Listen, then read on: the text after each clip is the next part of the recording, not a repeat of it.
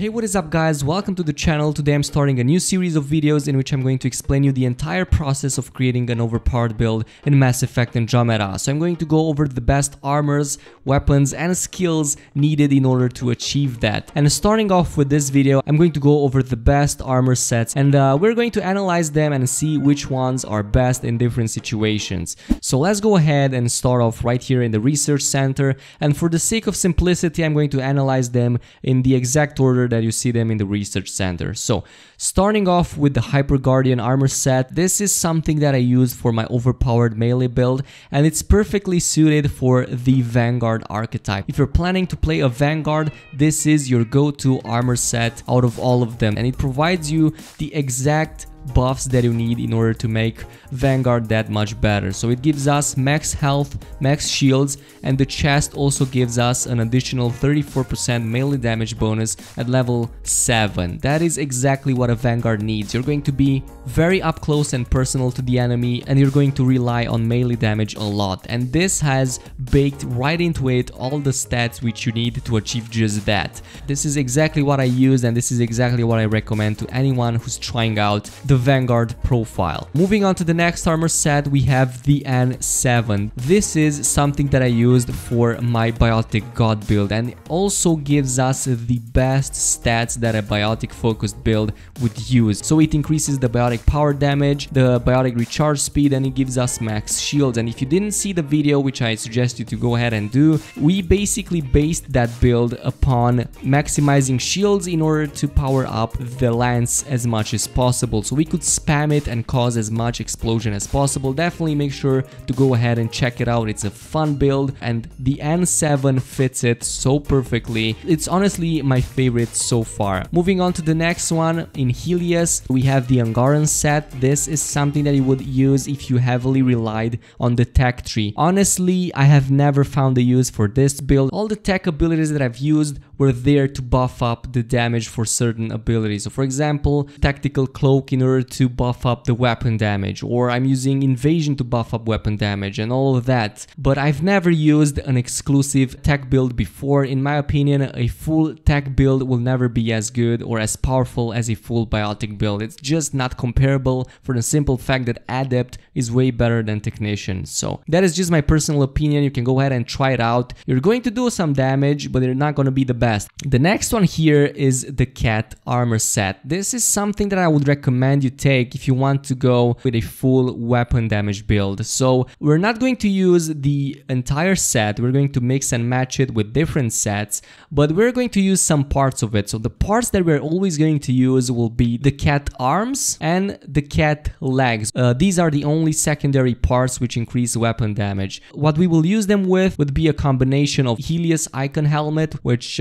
gives arguably the same amount of weapon damage as the cat armor but gives us more power than the other one, and we're also going to use the Maverick chest. The reason I'm doing this is because Maverick is way better than the cat, and I'm going to show you exactly why. So the Maverick chest gives us 17% weapon damage bonus at level 7 compared to 9% weapon damage bonus that cat gives at level 10. So there's a huge difference over here. It's going to be 20% at level 10 at the maximum level alone, and not counting the weapon headshot and weak points bonus. So it's definitely the better choice here. So the short version of this is that if you want to go a build that heavily relies on weapons, you're going to go with the Helios icon helmet, Maverick skirmisher chest, and everything else cat. We're not going to ever use the Helios defender chest because it occupies 3 slots and you're going to lose on a lot of augmentations because of that. In the Remnant tree we have something that would be useful for a tanky type of build,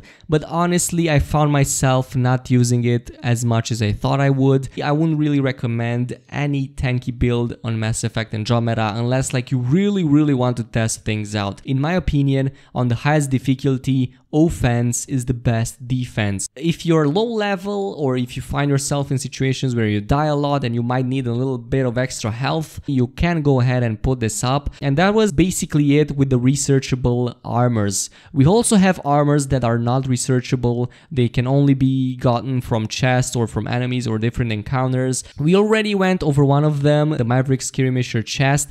From this armor set, we only need the chest. Everything else isn't that great. We also have the Initiative armor set. This is the armor set that you receive at the beginning of the game. It's the standard, basically. It does increase your encounter XP, but honestly, I'd rather kill enemies faster than getting more XP. We also have the Pathfinder armor set. I have never actually used this one in my entire playthrough, and I have 2 of them so far, and I have never actually found a use for Pathfinder. The bonuses on it aren't really that great. Weapon accuracy, something that you can achieve with passives in the combat tree, and it's going to be already high enough. Power restoration and defense, maybe, let's say, but then you would use the Hyper Guardian. I would put Pathfinder, Initiative, and the Remnant set in the same category, the ones that I never use. If I were to make a short version of this and tell you what are the best armor sets in which particular order, I would say that the first one is the combination between Helios, Maverick, and Cat. The next one would be the N7, and the third one would be the Hyper Guardian armor set. So these are the first 3 and best armor sets in the game right now. Now that we are done with the armors, we're going to go over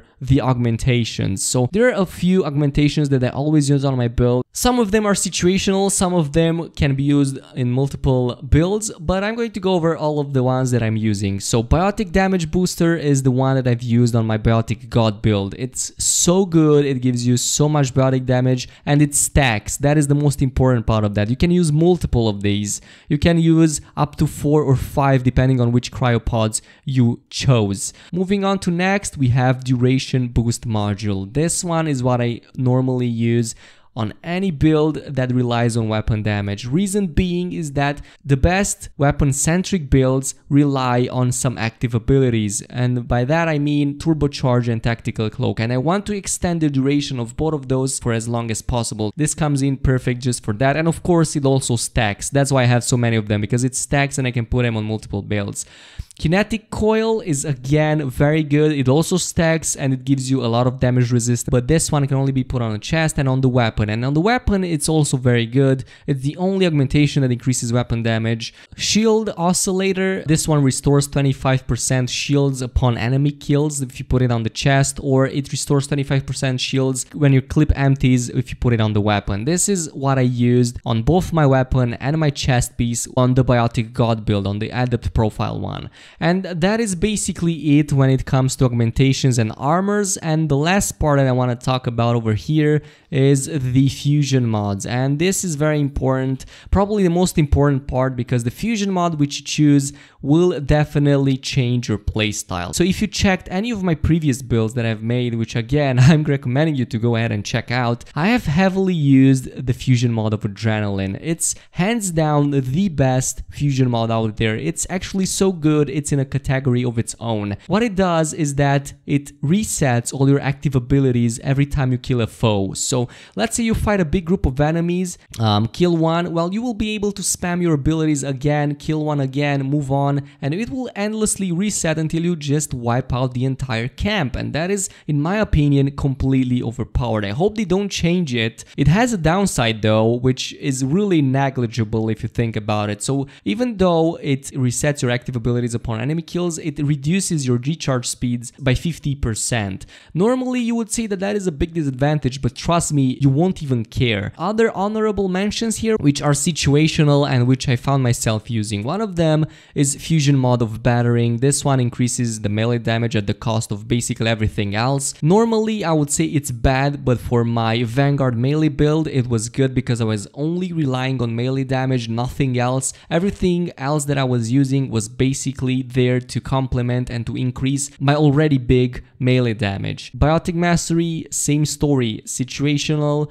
It increases biotic power damage at the cost of everything else. So this is for the adepts out there. If you want to make a biotic god, this is your go-to fusion mod, especially the biotic god that I made. You don't really need the fusion mod of Adrenaline there for the simple fact that you will be able to spam your abilities. One last mention that I'm going to make here is the fusion mod of Rupture. This is something that I see people recommending over Adrenaline for some reason, and I'm going to explain a few things over here. So if you check the fusion mod of Rupture, it gives us a flat 25% bonus damage to a weapon headshot and weak points. And you would think that this is perfectly suited for a sniper type of build. Well, you would be wrong. First of all, the downside of it is that it decreases weapon clip size by 70%. That is unacceptable. It's way too much, and you can't really bypass that. I mean, you can increase it in the combat passives, but not that much to warrant a 70% weapon clip size. On top of that, all in all, your damage won't be that high. It's a flat 25% weapon damage headshot and weak points bonus, okay? But if you go with the Adrenaline route, you're going to have way higher bonuses than that. Just having fusion mode of Adrenaline and Tactical Cloak alone will have 90% weapon damage bonus uptime almost all the time. So you're going to be able to basically spam Tactical Cloak. And then we also have Turbocharge, which ties in very well with that. Really, there's no reason to pick it over the fusion mode of Adrenaline, even if you go Sniper. So yeah, that was basically my analysis for today. This was the first video of the series. The next one is going to be in regards of weapons, so make sure to stick around. And yeah, if you enjoyed it, as always, make sure to leave a like and subscribe, and I will see you guys next time.